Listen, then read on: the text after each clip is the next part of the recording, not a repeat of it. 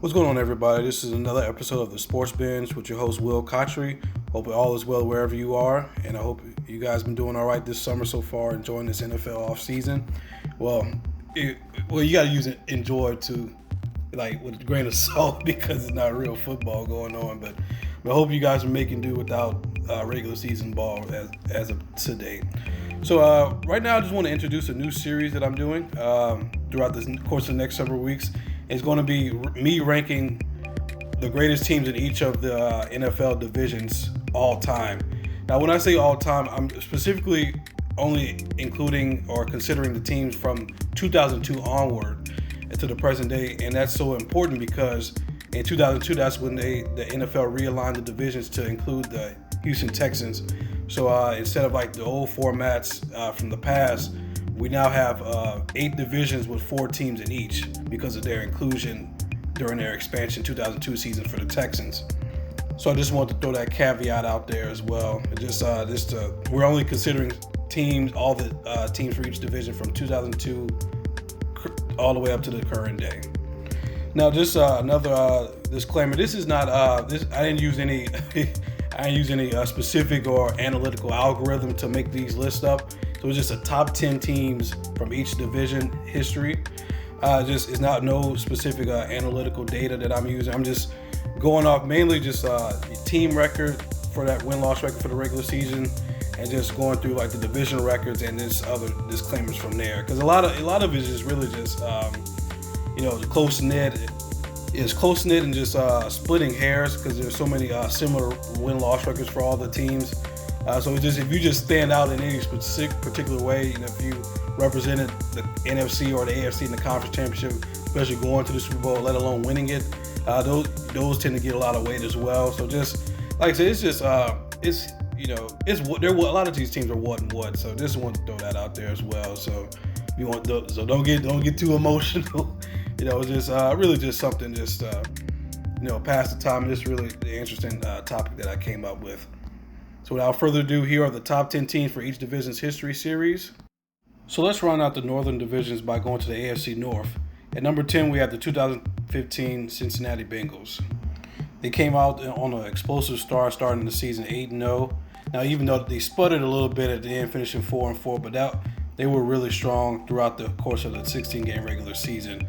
Andy Dalton was having a marvelous year. It felt like he was really turning the corner as an NFL quarterback. This was going to be the year for the Cincinnati Bengals to finally make some more noise in the playoffs. Unfortunately, what happened was he got injured before the playoffs even started, so A.J. McCarron ended up starting the playoff game, the wildcard game against the arch rival Steelers.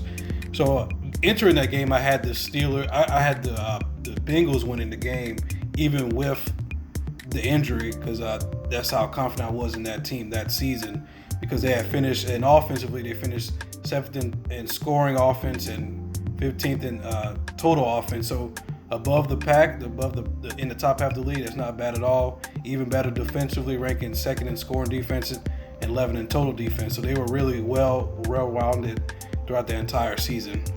Of course, that game was infamously regarding Vontaze Burfict, their Pro Bowl lineman, but very volatile guy, very embattled and just controversial. Could have basically killed Antonio Brown in that game. Just all seriousness, even though he made some huge plays, but of course, in Cincinnati fashion, they couldn't get the job done. So once again, they lost in the wild card game and failed to pick up that ever so playoff win that always eludes them. Now, even with the 12-4 record overall in that season and 5-1 in divisional play, that wild card exit really hurt them. They could have been much higher, even with all the stacked teams on this list upcoming. At number 9, we have the 2008 Baltimore Ravens, finishing 11-5, 4-2 in divisional play. They end up going to the conference championship game against their arch rival Pittsburgh Steelers, with an unfortunate loss for them. Unfortunately for them, they lost that game, making it the 3rd defeat that they taken it at the hand of the Steelers in that season alone. So it really just, including playoffs, 3 of their 6 losses, half of their losses came against one team. If it wasn't for the Steelers, they probably would have went to the Super Bowl and maybe even got in the championship. They were unbelievable defensively. which is no surprise when you have Ray Lewis, Ed Reed, Terrell Suggs. It's just a given. They finished third and second in scoring defense and total defense, respectively. And their offense with Joe Flacco as a rookie quarterback, they were middle of the pack. They were, really at the center. 11th in scoring offense, 11th in scoring offense, 18th in total offense. They were not bad, but they just weren't enough to really take them over the hump. So they finished 11-5 that season, second in divisional play, and lost in the conference championship game to their arch rival. Like I said, they could have made some noise in the Super Bowl if it wasn't for their arch rival, who just dominated that year as well. At number 8, we have the 2012 Baltimore Ravens, finishing 10-6 overall and 4-2 in AFC North play. This team ended up going all the way to the Super Bowl and beating the highly talented, highly stacked San Francisco 49ers in New Orleans. And this was another great special team as well, because even though statistically they're not superb, their best attribute was 10th which was scoring offense, and 12th in total defense. The defense wasn't the same as an iconic, highly successful self, but they were still formidable, of course. This team, the story of this team was Joe Flacco in the playoffs. 11 touchdowns, 0 interceptions, the greatest offensive stretch for a quarterback in postseason history.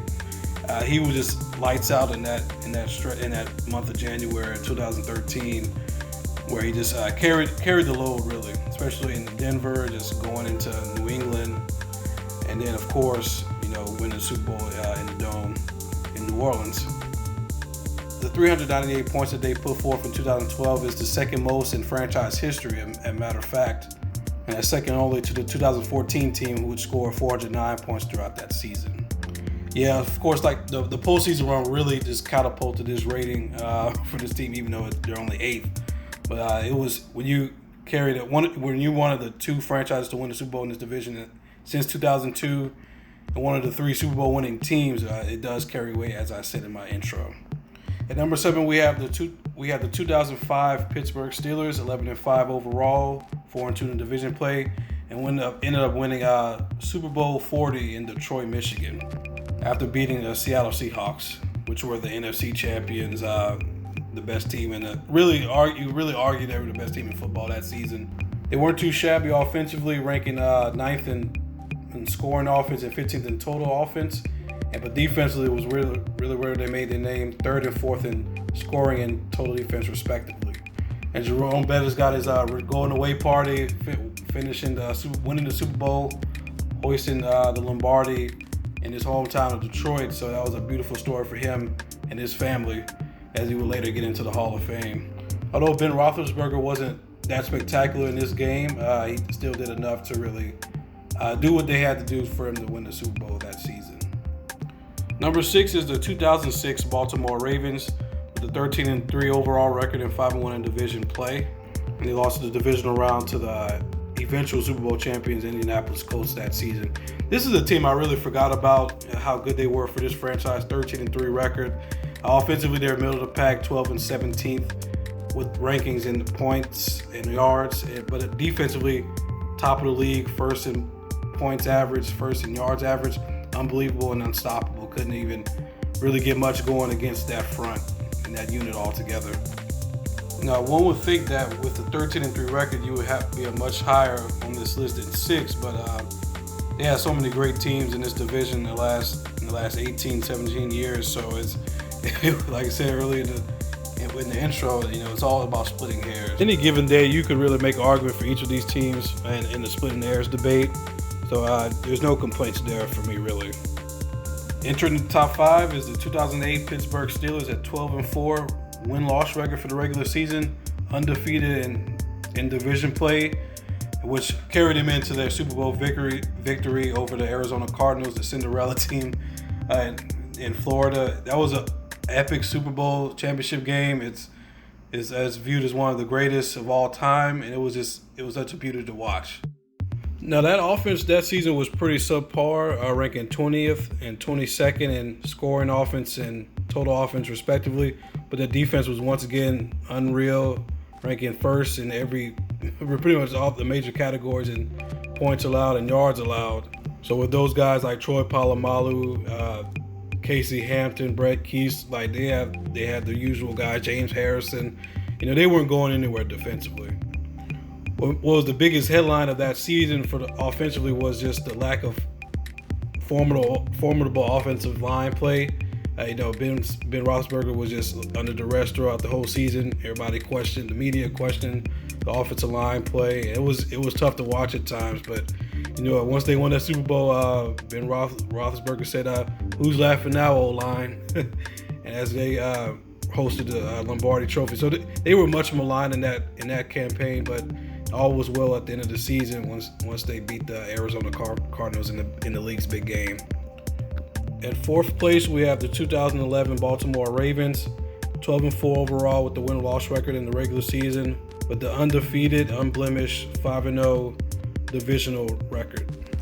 I've said off the record in the past that outside of that 2000 team, because of their historical dominance defensively, their historical impact, I consider the 2011 Baltimore Ravens the second greatest team in the history of their franchise, because whenever I saw them play, they just really dominated the game. Just in week one, they destroyed their arch rival Steelers 35-7. I think that was the score. And they ended up sweeping that franchise in their later meeting on Sunday Night Football in Pittsburgh. They just really seemed to have it all together that year with Ray Rice running the ball, of course, Ray Lewis, Ed Reed, and Terrell Suggs still in the fold. Joe Flacco was starting to come into his own, just making plays. And Torrey Smith as a rookie, those guys were just unbelievable that season. If Billy Cundiff makes a chip shot field goal, they would probably be world champions over the Giants instead of New England representing the AFC. Really, New England got a break that year. They got a break. They got a huge break, and they wasted no time getting rid of Cundiff to get Justin Tucker, who's now one of the greatest kickers statistically in the history of sports. So I mean, all is well now, but they should have represented the AFC that year. That's just plain and simple. To number 3, we have the 2010 Pittsburgh Steelers with a 12-4 record and 5-1 in division play that season. Going all the way to the Super Bowl where they lost to the Green Bay Packers and Aaron Rodgers, Super Bowl MVP. That team was roughly middle of the road offensively that year, ranking 12th and 14th in scoring offense and total offense respectively. Yet again, and defensively, they were 1-2 in points and yards.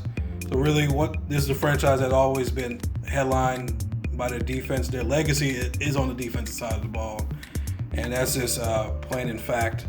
Now, keep in mind, this was really before the birth of their franchise's killer bees with Big Ben and Antonio Brown. He was a rookie this year.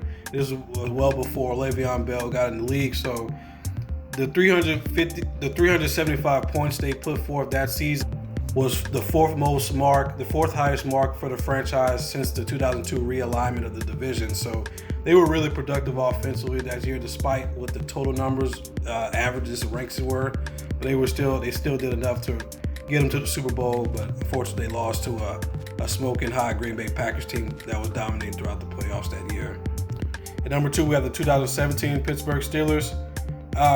With the way they finished the postseason against disappointing fashion against the Jaguars, you forget it's easy to forget how dominant they were throughout the season, and finishing 13-3 and undefeated in division play.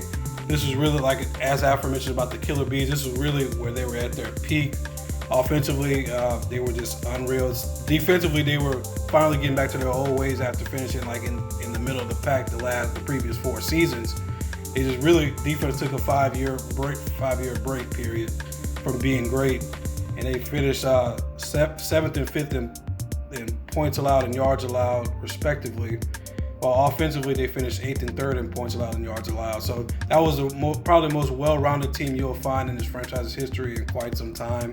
And we're especially with the rankings that being that high. All 4 of those rankings were inside the top 8 of the league.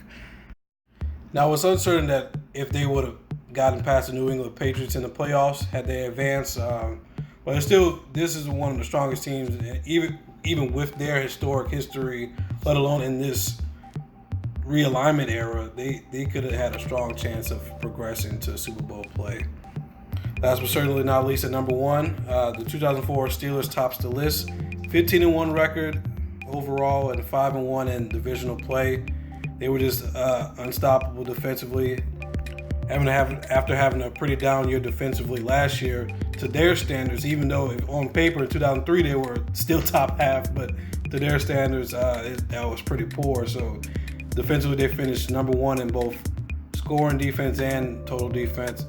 Offensively, Ben Roethlisberger was a rookie, and even despite that, they still finished in the top half in those categories offensively. So that was a pretty decent rounded team. 15-1 is just, every time you're 15-1, you should be at the top of every list as far as like the greatest teams in franchise history, because that's like what 99% of your games won in one season. It just doesn't happen. Less than 10 teams have made it 15-1, at least off the top of my head.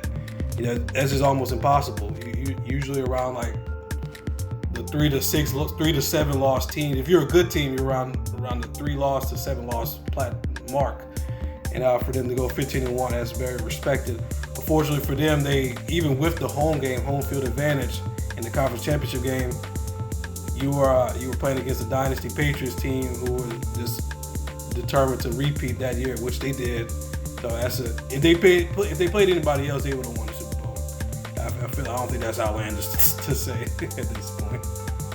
So that's my list. So I know everybody's gonna have their different opinions, and I was like, why didn't you put this team on it? But that's what the comment section's for. That's what the likes for. That's what the subscription's for. You can tell me all what you need to tell me on my YouTube channel. I'm just really eager to see what you guys have to hear. Be sure to like, comment, and subscribe to all my YouTube videos on my YouTube channel. You guys have a blessed day, and I'll see you in the next video.